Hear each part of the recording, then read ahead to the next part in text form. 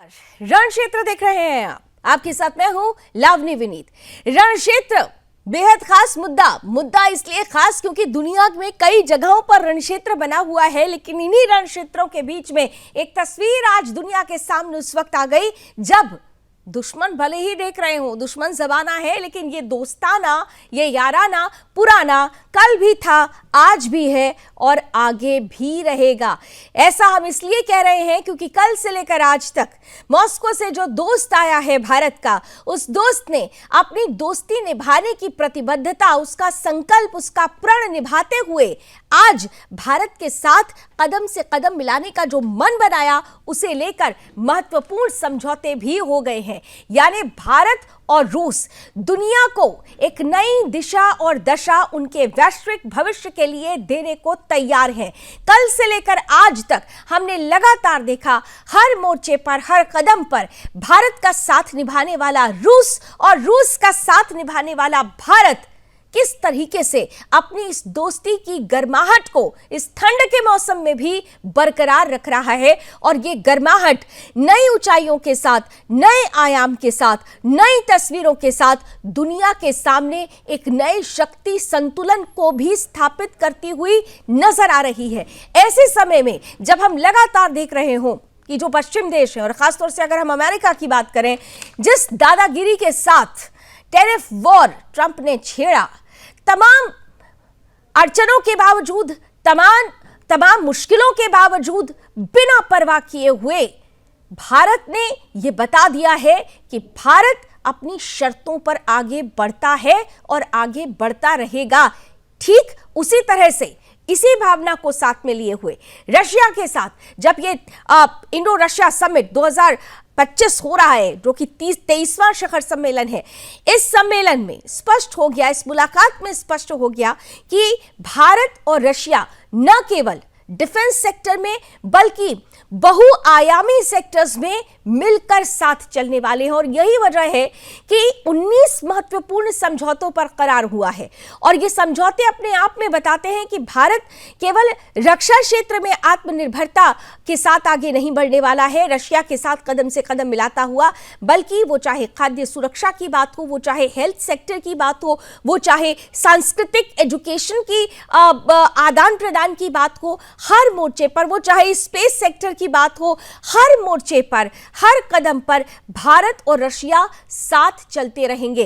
एक तरफ समझौते होते हैं, 19 महत्वपूर्ण समझौते जिनका जिक्र हम धीरे धीरे आगे आपके सामने करेंगे, लेकिन उससे भी बढ़कर जो ज्वाइंट स्टेटमेंट दोनों की तरफ से आया है, ये ज्वाइंट स्टेटमेंट खास तौर से आतंकवाद के समूल विनाश, आतंकवाद के विरुद्ध अपनी प्रतिबद्धता को दिखाने का जो प्रण लगातार हर मंच पर भारत लेता रहा है। आज भी इस वार्ता के दौरान जब ज्वाइंट स्टेटमेंट आ रहा था, तो भारत और रशिया दोनों ने ही आतंकवाद के विरुद्ध साथ मिलकर लड़ने का जो युद्ध घोष है वो दुनिया के सामने कर दिया है। यानी साफ तौर पर ये दोनों ही देश वसुधैव कुटुंबकम और समावेशित विकास की परिभाषा को अपनाते हुए आगे बढ़ना चाहते हैं।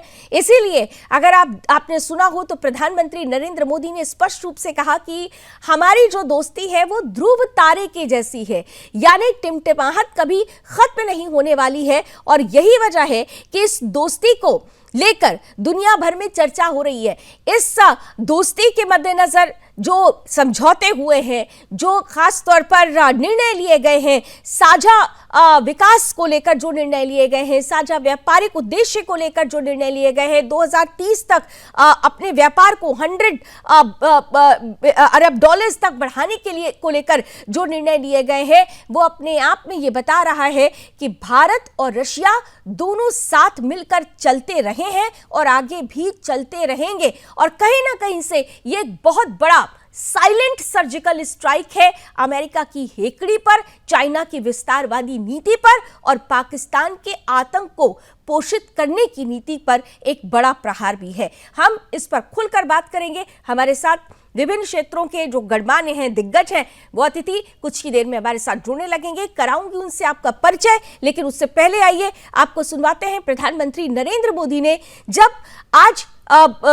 बड़े समझौते हुए, जब आज महत्वपूर्ण निर्णय लिए गए हैं दोनों देशों की तरफ से साथ चलने को लेकर, तो प्रधानमंत्री नरेंद्र मोदी ने क्या कुछ कहा ज्वाइंट स्टेटमेंट के दौरान, पहले आपके सामने रखते हैं। डीप सी फिशिंग और फिशिंग हार्बर्स के मॉडर्नाइजेशन में ज्वाइंट वेंचर और टेक्नोलॉजी पार्टनरशिप बना सकते हैं। इससे रूस की डोमेस्टिक डिमांड भी पूरी होगी और भारतीय उत्पादों को नए मार्केट भी मिलेंगे। तीसरा, automobile sector. Bharat affordable, efficient EVs, two wheelers और सीएनजी मोबिलिटी सॉल्यूशंस में आज ग्लोबल लीडर है। रूस एडवांस मटेरियल का बड़ा प्रोड्यूसर है। हम मिलकर ईवी मैन्युफैक्चरिंग, ऑटोमोटिव कंपोनेंट्स और शेयर्ड मोबिलिटी टेक इसमें साझेदारी कर सकते हैं। इससे हम न केवल अपनी जरूरतों को पूरा कर सकेंगे, बल्कि ग्लोबल साउथ, विशेषकर अफ्रीका के विकास में भी योगदान दे सकते हैं। चौथा, फार्मा। भारत आज विश्व भर में किफायती मूल्यों पर उच्चतम क्वालिटी की दवाइयां सप्लाई कर रहा है। इसलिए भारत को फार्मेसी ऑफ द वर्ल्ड भी कहा जाता है। हम दोनों मिलकर joint vaccine development, cancer therapies, radio pharmaceuticals और एपीआई सप्लाई चेन में सहयोग कर सकते हैं। इससे हेल्थ केयर सिक्योरिटी भी बढ़ेगी और नई इंडस्ट्रीज भी विकसित होगी। पांचवा, टेक्सटाइल। भारत के पास नेचुरल फाइबर से लेकर टेक्निकल टेक्सटाइल तक विशाल क्षमता है। डिजाइन, हैंडीक्राफ्ट्स और कारपेट्स में हमारी वैश्विक पहचान है। रूस पॉलीमर और सिंथेटिक रॉ मटेरियल्स का बड़ा प्रोड्यूसर है। हम साथ मिलकर रेजिलिएंट टेक्सटाइल वैल्यू चेन बना सकते हैं। इसी तरह फर्टिलाइजर, सिरेमिक्स, सीमेंट मैन्युफैक्चरिंग और इलेक्ट्रॉनिक जैसे क्षेत्रों में भी सहयोग की कई संभावनाएं हैं। साथियों, सभी क्षेत्रों में सहयोग बढ़ाने में मैन पावर मोबिलिटी की महत्वपूर्ण भूमिका है। भारत आज दुनिया की स्किल कैपिटल के रूप में उभर रहा है। हमारा युवा talent technology, engineering, health care, construction, logistics, हर क्षेत्र में ग्लोबल रिक्वायरमेंट्स को पूरा करने की क्षमता रखता है। रूस की डेमोग्राफिक और इकोनॉमिक प्रायोरिटीज को देखते हुए यह साझेदारी दोनों देशों के लिए अत्यंत उपयोगी है। जब हम भारत के टैलेंट को रूसी भाषा और सॉफ्ट स्किल में ट्रेनिंग देंगे, तो हम मिलकर एक ऐसी रशिया रेडी वर्कफोर्स तैयार कर सकते हैं जो दोनों देशों की शेयर्ड प्रॉस्पेरिटी को गति देगी। फ्रेंड्स, आज हम अपने दोनों देशों के नागरिकों के लिए टूरिस्ट वीजा पर कई अहम हमने फैसले लिए हैं। इससे दोनों देशों के बीच टूरिज्म को बढ़ावा मिलेगा, टूर ऑपरेटर्स के लिए नए बिजनेस अपॉर्चुनिटीज बनेगी और रोजगार के नए अवसर खुलेंगे। फ्रेंड्स, आज भारत और रूस को इनोवेशन, को प्रोडक्शन और को क्रिएशन की नई यात्रा पर साथ चल रहे हैं। हमारा लक्ष्य आपसी व्यापार बढ़ाने तक सीमित नहीं है। हम पूरी मानवता की भलाई सुनिश्चित करना चाहते हैं। इसके लिए ग्लोबल चैलेंज का स्थायी समाधान तैयार करना है। भारत इस यात्रा में रूस के साथ कंधे से कंधा मिलाकर चलने के लिए पूरी तरह से तैयार है। मैं आप सबसे कहना चाहता हूं, come, make in India, partner with India and together let us make for the world. इन्हीं शब्दों के साथ मैं राष्ट्रपति पुतिन और आप सभी का आभार व्यक्त करता हूं। बहुत बहुत धन्यवाद।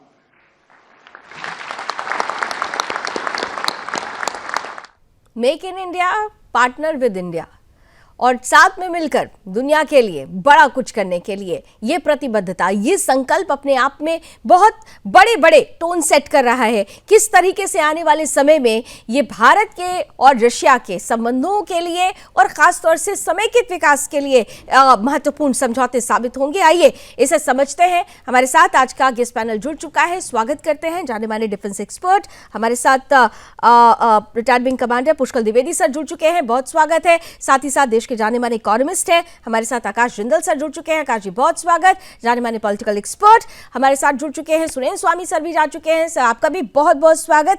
मैं सबसे पहले पुष्कर सर आपके पास आ रही हूँ क्योंकि हम लगातार कल से लेकर आज तक इस विषय पर बहुत सारी बातें कर रहे हैं और आपने बहुत सारी मुद्दे कल भी रखे थे और आज भी रखे। क्या आज जो समझौते हुए और जिन बिंदुओं को खासतौर से डिफेंस सेक्टर में हम उम्मीद कर रहे थे वो बिंदु अचीव कर लिया गया आज की इस पूरी मुलाकात के दौरान?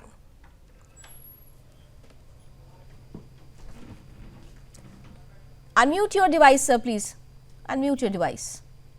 I am sorry. हाँ, बिल्कुल लावनी जी, बिल्कुल मैं आपको याद दिलाता चलूं, न सिर्फ वो बातें जो हम कर रहे थे और वो बातें एकदम वैसी ही हुई हैं जो हमने मॉर्निंग में आपके साथ डिस्कस हम लोग ने की थी। और आपने रिलोज का जो नाम मॉर्निंग में लिया था वो मैंने उस समय ज़्यादा एक्सपेंड नहीं किया था क्योंकि I was waiting for it to be announced, because RELOS जो है जिसपे आपने उस समय एक प्रश्न पूछा था और मैं खूबसूरती से उस समय बच गया था उस प्रश्न से। RELOS is a very very strategic thing which has happened, now it is in open तो we can speak openly. RELOS जो इन्होंने किया है, आप समझिए कि हमारे जितने भी डिफेंस प्लेटफॉर्म्स हैं, जितने भी मेजर हमारे फोर्स मल्टीप्लायर्स हैं, चाहे वो गाइडेड वेपन्स कैटेगरी हो, चाहे फाइटर एयरक्राफ्ट कैटेगरी हो, चाहे एयर टू एयर रिफ्यूलर हो, चाहे एवैक्स हो या और भी आर्मी और नेवल एसेट्स हो, सबमरीन्स हो, ज्यादातर रशियन बेस्ड सिस्टम्स हैं। और रिलोज के बाद अब हमने इंश्योर कर लिया है कि अब फ्यूचर में जब तक हमारे डिप्लोमेटिक रिलेशंस बने रहेंगे, हमें किसी भी वेपनरी के लिए, किसी भी सिस्टम के लिए हमें डिपेंडेंसी नहीं होगी, हमें पूरा लॉजिस्टिकल सपोर्ट मिलेगा, बिकॉज हम इस चीज को झेल चुके हैं पहले। हमें अपने अंदर, अपने देश के अंदर वो प्रतिभाएं डेवलप करने में समय लग गया था। अब क्या है, अब ना सिर्फ हमारे देश के अंदर भी वो चीजें डेवलप हो गई हैं, बल्कि अब खुला सपोर्ट हमें रशिया का मिलेगा। रशिया के बंदरगाह हम यूज कर सकेंगे, हमारे बंदरगाह रशिया यूज कर सकेगा, हमारे रूट्स यूज करेगा, हमारे मिलिट्री एक्सचेंज प्रोग्राम्स बढ़ जाएंगे, हमारी वेपनरी, हमारे रडार सिस्टम्स, हमारे मिसाइल सिस्टम्स, उनमें जो लगने वाले सब सिस्टम्स हैं, हमारे जो EW सूट्स हैं, हमारी जो इलेक्ट्रॉनिक वॉरफेयर है, वो पूरी कैपेबिलिटी बहुत मजबूत हो जाएगी। और मुझे लगता है आज अमेरिका या चाइना के ऊपर एक साइलेंट सर्जिकल स्ट्राइक है।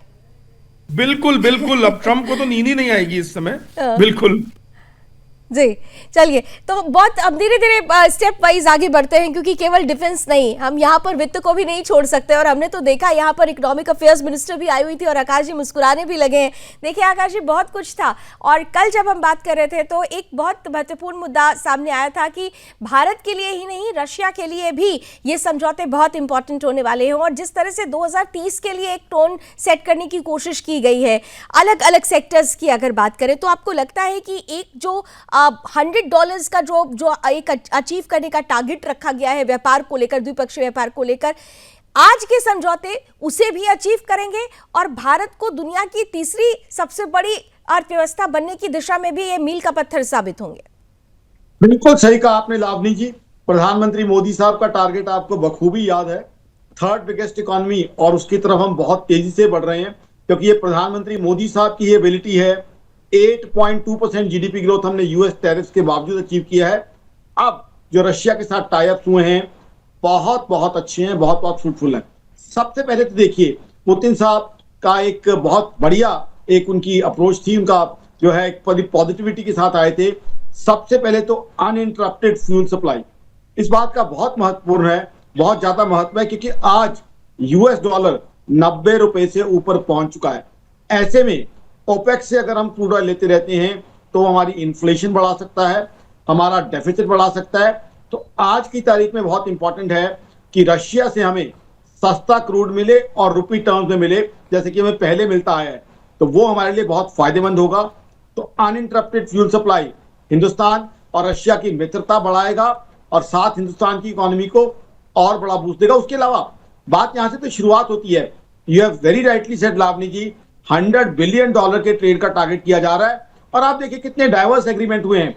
बात सिर्फ यहां वेपन्स की नहीं है, बात यहां पे हो रही है शिप बिल्डिंग की, investment in civil nuclear energy, critical minerals की, बात यहां पे हो रही है इंफ्रास्ट्रक्चर की, फूड सेफ्टी की, health migration, maritime logistics, energy की, बात यहां तक पहुंच रही है FTA, free trade agreements. Lavni ji आपको पता है कि फ्री ट्रेड एग्रीमेंट्स, आप तो खुद इकोनॉमी की काफी अच्छी नॉलेज रखती हैं, दे आर ऑलवेज बेनिफिशियल, क्योंकि हिंदुस्तान चाइना की तरह मल्टीलैटरल एग्रीमेंट्स करने की बजाय एफटीए में विश्वास करता है और एफटीए आज तक मोदी साहब की एडमिनिस्ट्रेशन ने साबित किया है कि हिंदुस्तान के लिए फायदेमंद रहे और साथ ही हमारे दोस्त मुल्कों को भी उसका फायदा मिलता है।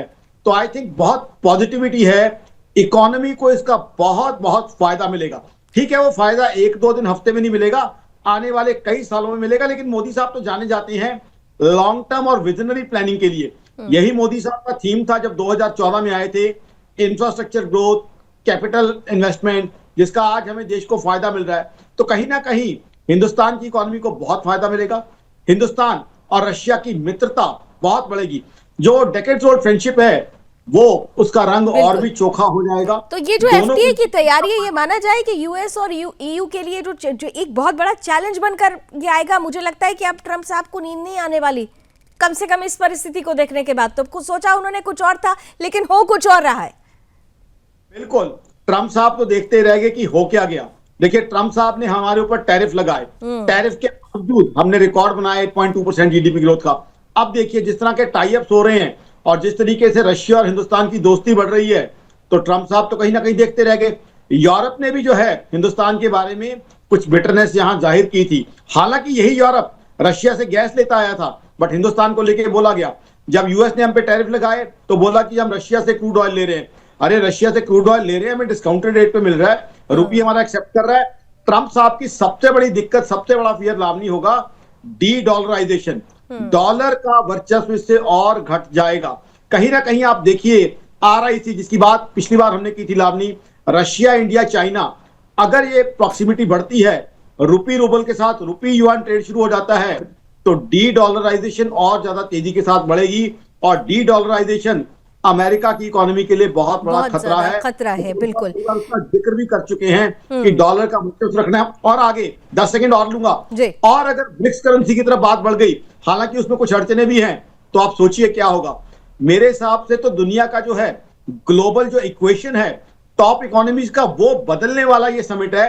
इसके बहुत जो है टॉप इक्वेशन बदलने वाला ये समिट कहा जाएगा। सुरेंद्र स्वामी सर, ये तो इतना तो तय है कि जिस तरीके से वैश्विक राजनीति के परिदृश्य में देखें तो इस मुलाकात के बहुत मायने होते हैं। बहुत सारी ऐसी परिस्थितियां हैं, दुनिया में उथल पुथल चल रही है, वो चाहे युद्ध को लेकर हो, चाहे आर्थिक युद्ध को लेकर हो, या फिर स्वास्थ्य के मसले पर ही हमने बीते सालों में देखा, ये कोरोना जैसी चीजें सामने आ जाती रही हैं। लेकिन इतना जरूर है कि आज जिस तरीके से ये मुलाकात हुई है, वो मुलाकात हर परिदृश्य में, जैसा कि अभी आकाश जी और पुष्कर जी भी कह रहे थे, कि एक अलग ही आयाम प्रस्तुत करेगी। क्या आपको लगता है, जैसा कि प्रधानमंत्री नरेंद्र मोदी ने कहा कि ये जो रिश्ता है, ये जो मित्रता है, एक ध्रुव तारे की तरह है, तो ये टिमटिमाहट दुनिया को क्या दिशा देगी? नहीं, देखिए, जब हम ध्रुव तारे की बात करते हैं तो आपको मालूम है कि ध्रुव तारा समय के घूमने से, दिन रात होने से उसकी लोकेशन नहीं बदलती। बिल्कुल बिल्कुल, ध्रुव तारा अपने उसी स्थान पर रहता है और उसी को लेके पहले लोग नेविगेशन किया करते थे। तो दोस्ती का उदाहरण ध्रुव तारे जैसा अटल है। मतलब हमारी जो फ्रेंडशिप है वो हमेशा के लिए रहने वाली है और उन्हीं ऊंचाइयों पर रहने वाली है। विश्व में इस समय 4 ही बड़ी शक्तियां हैं। यूरोप तो बहुत पीछे छूट गया है, अमेरिका है, चीन है, रूस है और भारत है। अभी हम ये मानते हैं कि ये 4 ही बड़ी शक्तियां हैं। और उसमें ये जो ऑप्टिक्स है, ये जो हमारा समिट हुआ है जिसमें रशिया प्रेसिडेंट आए हैं, और इसमें जिस तरह की दोस्ती सब लोगों को दिखाई गई है, उससे ये बिल्कुल स्पष्ट है कि इन चार देशों में हमारी जो एक्सेस है, जो भारत और रूस की एक्सेस है, वो अब वर्ल्ड ऑर्डर में एक महत्वपूर्ण अपना स्थान रखेगी और विश्व में जो निर्णय होंगे उनको इन्फ्लुएंस करेगी। इसमें तो कोई अब मतलब किसी को इसमें कोई शक शुबा होना नहीं चाहिए, क्योंकि अमेरिका चाइना का उतना तो कभी एक्सेस बन नहीं पाएगा, और इंडिया और चाइना का भी नहीं बन पाएगा जिस तरह चाइना का एटीट्यूड रहा है। तो उस हालात में भारत और रशिया की जो ये वर्ल्ड ऑर्डर में जो एक्सेस है, ये काफी एक अपना इन्फ्लुएंस रखेगी, और इस चर्निंग प्रोसेस में नए में जिस तरह भारत उभर के सामने आ रहा है विश्व के स्तर पे, विश्व पटल पर, तो वहां पे उनकी अहमियत, उनका कहना रहेगा। और इसीलिए इसमें एक बात मोदी जी की आप लोगों ने नोट की होगी कि हम दोनों जो भारत और रूस की समझौता है, साझेदारी है, वो साउथ ग्लोबल, आजकल बात हो रही है ना ग्लोबल साउथ की, तो वो साउथ अफ्रीका से रिलेटेड है। मतलब कि हम लोग अब साउथ अफ्रीका जो एक हमेशा पिछड़ा हुआ एक पूरा कॉन्टिनेंट रहा है, पूरा देश रहा है, तो मोदी जी ने पहले उसको G20 में शामिल किया, फिर उनके बाद उनको हर तरह की मदद की, और अब इस समिट के माध्यम से भी हम अपना इन्फ्लुएंस उस ग्लोबल साउथ में, मतलब अफ्रीकन कॉन्टिनेंट में बढ़ाने के लिए, साउथ अफ्रीकन कॉन्टिनेंट में बढ़ाने के लिए जा रहे हैं जी। जहां तक हमारे जो ट्रेड की बात है, ये देखिए बहुत बड़ा समझौता है। अभी हम $65 बिलियन पे हैं। अगर हम 5 साल में $100 बिलियन करते हैं, तो आप ये समझिए कि करीब करीब हमको इसको हर साल $7 मिलियन बढ़ाना होगा। 50% से ज्यादा हमारा ये ट्रेड एग्रीमेंट बढ़ना है, और इस रफ्तार से अगर बढ़ेंगे तो सारे सेक्टर इन्होंने खोल दिए। तो मैं इसमें 2-3 सेक्टर ही आपको बताना चाहूंगा जो मुझे सबसे इंपॉर्टेंट लगता है। वो एक तो है डिफेंस से, अगर हम देखें तो अभी हमारे विंग कमांडर साहब ने बताया ही ये क्या है, और उसमें जो मेन है वो ये है कि जो समुद्री सुरक्षा है, जिसमें चाइना अपना इन्फ्लुएंस बढ़ा रहा है, तो मैरीटाइम कोऑपरेशन जो हमारा हो रहा है, जो समुद्री जहाजों से और समुद्र की निगरानी और सुरक्षा का एक एग्रीमेंट हो रहा है, तो वो अपने आप में बहुत महत्वपूर्ण है। दूसरा, अगर हम देखें तो जिन फील्ड में हमको अमेरिका से एक सेटबैक लगा था, फार्मा है, टेक्सटाइल है, और हमारे लेबर के थे, तो वो रास्ते हमने इंक्लूड करा गया है, रशिया से खोले हैं। हाँ, बहुत और अब हमारे लोगों को अगर वहां नहीं तो वहां जाने के लिए मिलेगा। इसीलिए सर मैंने कहा था कि ये जो है ना कहीं से साइलेंट सर्जिकल स्ट्राइक है, और बिल्कुल ठीक कहा था पुष्कर जी ने कि केवल चाइना पे नहीं है, अमेरिका पर भी साइलेंट सर्जिकल स्ट्राइक है। तो हमारे साथ फॉर्मर डिप्लोमेट हमारे साथ सुरेश गोयल सर जी भी जुड़ चुके हैं। सुरेश जी, आपका भी बहुत बहुत स्वागत है। और कल से लेकर आज तक आपकी निगाहें भी जरूर इस मुलाकात पर टिकी होंगी। इस पूरी मुलाकात में एक चीज देखी गई है कि भारत ने एक और मैसेज दे दिया है कि वो किसी की परवाह नहीं करने वाला, खासतौर से उन पश्चिमी देशों की, उस अमेरिका की जो ये सोचे कि भाई हेकड़ी दिखाएंगे और काम करेंगे तो ऐसे चलेगा नहीं, परवाह नहीं की, और जिस तरीके से अपनी नीतियों को आगे लेकर जा रहे हैं, अपने संबंधों को रूस के साथ आगे लेकर जा रहे हैं। अब क्या माना जाए, ये बदलते हुए नए भारत की नई पहचान है, एक ऑफेंसिव विदेश नीति वाली जो पहचान होती है दुनिया के सामने आ गई। लावनी जी नमस्कार। नमस्कार। काफी कोशिश करने के बाद में यहाँ पर आपसे मुलाकात हो गई है। चलिए आज मैं 2-3 चीजें कहूंगा। आपने जो सवाल उठाया कि भारत किसी की परवाह नहीं करता, नया भारत है ये।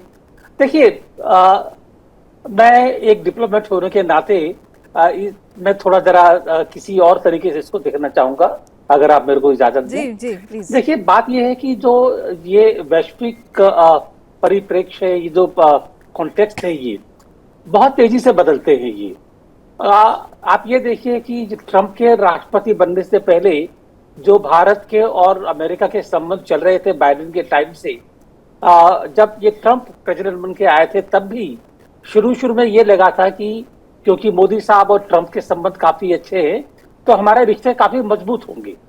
किसी ने नहीं सोचा था कि ट्रंप ऐसी नीति अपनाएंगे कि भारत के ऊपर ये 50% का टैरिफ लगाएंगे। जिस तरह की भाषा का इस्तेमाल किया कि मैंने मीडिएशन किया और उसके बाद में ये किया वो किया। जो भारत पाकिस्तान के बीच में जंग हुई उसके बारे में जो न्यूज वहां से आती है बिल्कुल गलत न्यूज आती है, असेसमेंट गलत है।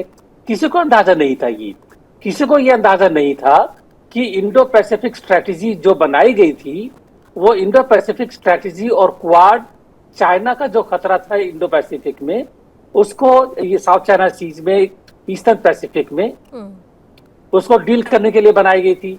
अब उसी एरिया में जब ट्रम्प चाइना को ज्यादा तरजीह देना शुरू कर दे और भारत के ऊपर दबाव बनाए तो सोचना पड़ता है कि कहाँ कुछ हो रहा है और हम ये जो बदलता हुआ ये वैश्विक पटल है इसमें हमारी नीति क्या होनी चाहिए। तो चाणक्य की तरह अगर हम जो बदलती हुई स्थितियां हैं उनको देख करके अपनी नीतियां तो वही रहती हैं, हमारा जो बिहेवियर है, पॉलिसी बिहेवियर, उसमें क्या बदलाव किया जाए। मेरे ख्याल है जो ये विजिट हुई है उसका एक इम्प्लीमेंटेशन का या जो एक हमारा बिहेवियर है देखने का, उसमें जो थोड़ा सा बदलाव है उसका एक मैं इसको रूप मानता हूँ। देखिए 1991 के बाद का जो रशिया है वो 1991 के सोवियत यूनियन के बराबर नहीं है। अगर वैसा होता तो जो चाइना और रशिया के आज संबंध है वो मुमकिन नहीं होते। तो रशिया को भी जरूरत है किसी के साथ की जो उसका एक वैश्विक मित्र के सामने की तरह से जो अभी दबाव पड़ रहे हैं अमेरिका का, यूरोप का, और जो एक तरह से चीन के ऊपर उसकी जो डिपेंडेंस हो गई है रशिया की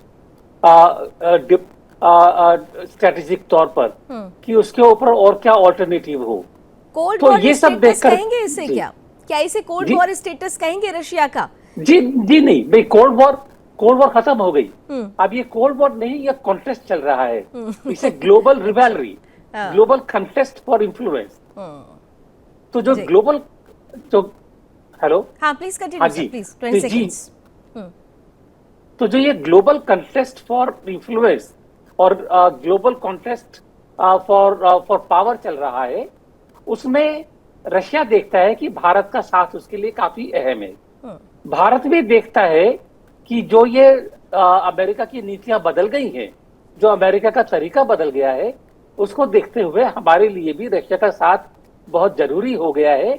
अब खाली एक चीज को देखते हुए कि जो यूक्रेन का इशू है हम उसमें बिना कोई पक्ष लिए अगर हम शांति की बात करते हैं जो कि मोदी साहब बखूबी कर रहे हैं। उन्होंने ये कहा भी कि हम तटस्थ नहीं है लेकिन हम शांति के पक्षधर हैं, क्योंकि बिल्कुल। पहले अभी तक लगातार ये कहा जाता रहा कि इसको सीधे स्टेटमेंट क्यों नहीं दिया जाता है, लेकिन आज एक तरीके से सीधे स्टेटमेंट था कि तटस्थ नहीं है भाई, हम न्यूट्रल नहीं है लेकिन हम शांति के पक्ष में हैं। और प्रधानमंत्री नरेंद्र मोदी ही वो वैश्विक नेता है जिनसे इस युद्ध के दौरान न केवल पुतिन की मुलाकात हो रही है बल्कि जेलेंस्की की मुलाकात भी हो चुकी है, यानी कि भारत के अंदर और भारत के नेतृत्व में वो संभावनाएं नजर आती हैं दोनों देशों को।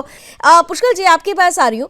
बहुत सारे देखिए क्योंकि हर बार ये देखा जाता है रशिया का मतलब डिफेंस, अक्सर जो जनमानस के बीच में ये बात होती है, लेकिन आज के कई समझौतों में हमने देखा कि केवल डिफेंस ही नहीं बल्कि बहुत सारे ऐसे सेक्टर्स हैं जिनमें साथ मिलकर काम करने की प्रतिबद्धता है। लेकिन इन सब के बीच जो कनेक्टिविटी प्रोजेक्ट्स, खासतौर से INSTC जैसे कनेक्टिविटी प्रोजेक्ट्स जो हैं, भारत अगर ये कहता है कि भारत और रशिया दोनों आतंकवाद के विरुद्ध एक सुर में युद्ध को तैयार हैं, आतंकवाद के विरुद्ध जो संकल्प है वो दोनों का समान है, तो ये बताता है कि किसी भी आतंकवाद से जूझने के लिए हम युद्ध स्तर पर उतरने के लिए भी तैयार हो। और ऐसे समय में क्या जो ये INSTC जैसी कनेक्टिविटी प्रोजेक्ट्स हैं वो खासतौर से भारत के लिए मील का पत्थर साबित होंगे?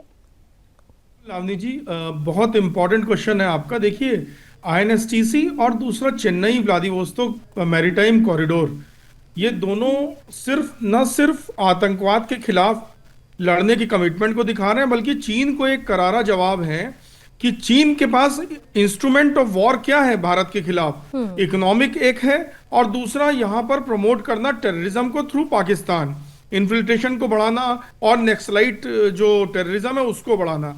तो चीन के ऊपर सीधा सीधा प्रहार है चेन्नई व्लादिवोस्तोक मैरीटाइम कॉरिडोर। और वो एक चीज और बताता है हमको कि जो हमारा फार ईस्ट ऑफ रशिया है जहां पर सबसे ज्यादा ऑयल रिजर्व है वहां पर ये कॉरिडोर जाएगा। यानी कि जो ऊर्जा की अनवरत सप्लाई भारत को चाहिए उसका रास्ता भी इसी ट्रीटी में निकाल दिया गया है आज। और इस बात से बहुत सारे लोग चिंता में हैं, क्योंकि आईएनएसटीसी में तो चलिए एक तरफ से ईरान भी इन्वॉल्व था रशिया और इंडिया के साथ, लेकिन ये चेन्नई व्लादिवोस्तोक मैरीटाइम कॉरिडोर में तो सिर्फ और सिर्फ दो कंट्रीज हैं, भारत और भारत और रशिया। तो इसमें यूएसए को चिंता होना, क्योंकि वो किसी को इन्फ्लुएंस नहीं कर सकता इसमें से, इन दोनों पार्टीज को। तो आतंकवाद के खिलाफ बहुत तगड़ा प्रहार है। और मैं एक बात ध्यान दिलाना चाहूं, देखिए कई बार हमारे साथ सारे एक्सपर्ट हैं, राजनीतिक एक्सपर्ट भी हैं, कई इसमें बहुत सारी ट्रीटीज होती हैं जो डिस्क्लोज नहीं होती। अभी स्पेस के बारे में जो जानकारी जो जनता को पहुंचाई गई है वो ये कि स्पेस सेक्टर में दोनों देशों ने हाथ मिला के आगे बढ़ने का, सैटेलाइट टेक्नोलॉजी, स्पेस टेक्नोलॉजी में काम किया है। लेकिन एक्चुअल में ये स्पेस डिफेंस की तरफ बढ़ रहा काम है, यानी कि हमारी इकोनॉमिक जो फील्ड है वो उस पे पूरी तरह से अपना इन्फ्लुएंस डालना, क्योंकि स्पेस पे हमारा कंट्रोल होगा, सैटेलाइट कम्युनिकेशन पे हमारा कंट्रोल होगा और स्पेस बॉर्न ऑब्जेक्ट्स में हमारा कंट्रोल होगा। तो ये लॉन्ग टर्म बहुत अच्छी डील है। और वैसे भी ये कहा जा रहा है कि धीरे धीरे आने वाले समय में वक्त आएगा जब स्पेस वॉर जैसी, अभी तो हम सिर्फ अब चैनल्स पर या फिर कार्टून्स में ऐसी चीजें देखते हुए नजर आते हैं, लेकिन ये कहा जाता है कि ये दौर भी आएगा कि स्पेस वॉर की परिस्थिति भी अगर दुनिया को देखनी पड़े तो भारत को पहले ही तैयारी करनी है। और मुझे लगता है कि शायद उस तैयारी की दिशा में ये एक महत्वपूर्ण कदम है। आकाश जी देखिए, एक तरफ हम रक्षा क्षेत्र में अपने लिए कवच तैयार कर रहे हैं, लेकिन दूसरी तरफ आर्थिक स्तर पर अगर देखें, और कहते हैं कि पर्यटन सबसे ज्यादा मजबूत आधार देता है अगर आर्थिक स्तर पर आपको उन्नति करनी है। तो यहां पर दो चीजें बड़ी महत्वपूर्ण है, ई टूरिस्ट वीजा और ग्रुप टूरिस्ट वीजा। कितने फायदेमंद साबित होगी ये दोनों देशों के लिहाज से? आकाश जिंदल जी।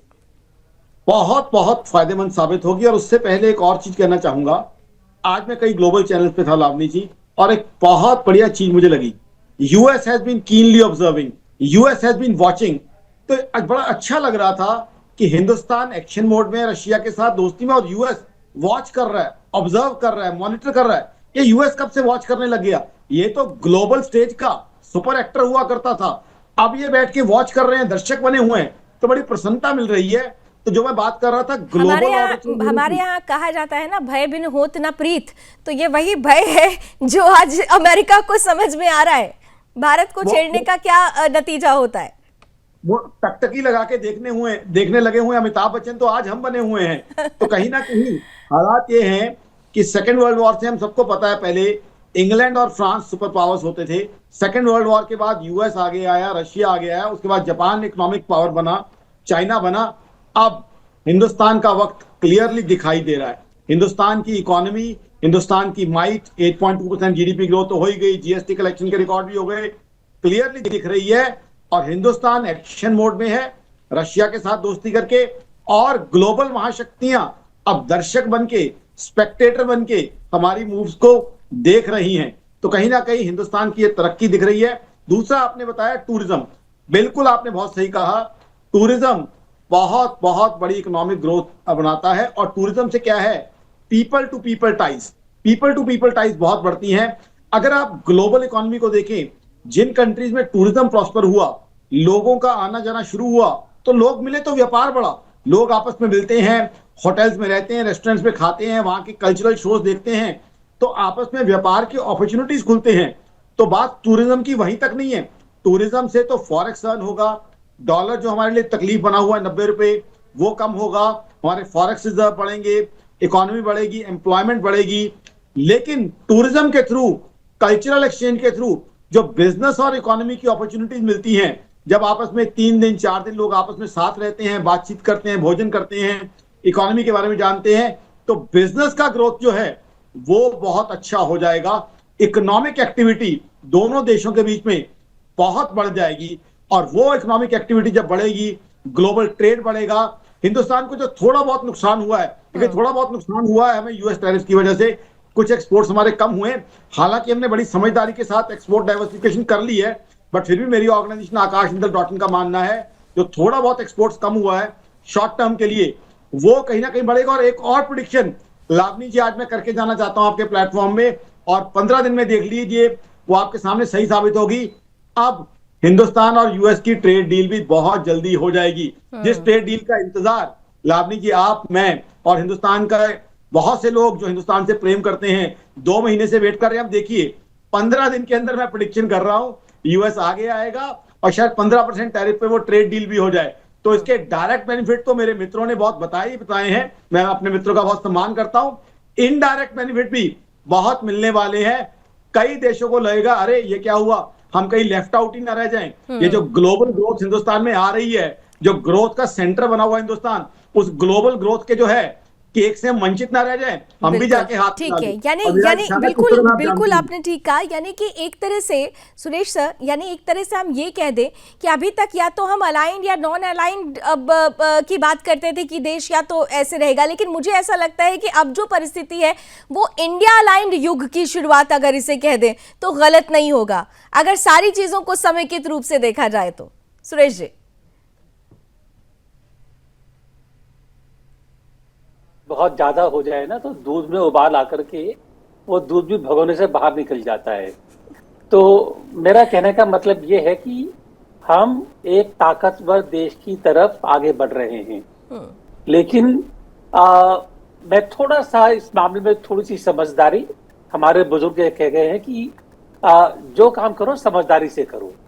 तो समझदारी दिखाते हुए मैं इतना ही कहूंगा कि अभी भी जो हमारी एक कॉम्प्रिहेंसिव नेशनल पावर है हमारी या चाइना की और अमेरिका की, अभी काफी फर्क है। हमको उनकी बराबरी के पहुंचने के लिए खाली कुछ साल नहीं दशक लग जाएंगी।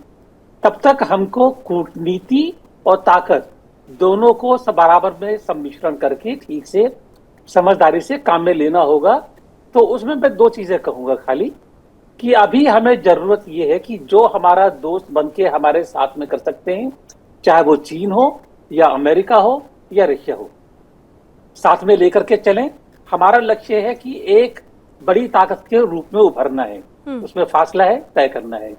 एक छोटी सी बात मैं कहूंगा ई वीसा के लिए, मैं अपने काफी टेबल में देखा है जी। कि हम तो देते हैं उनको फ्री वीसा अराइवल, हमको नहीं मिलता।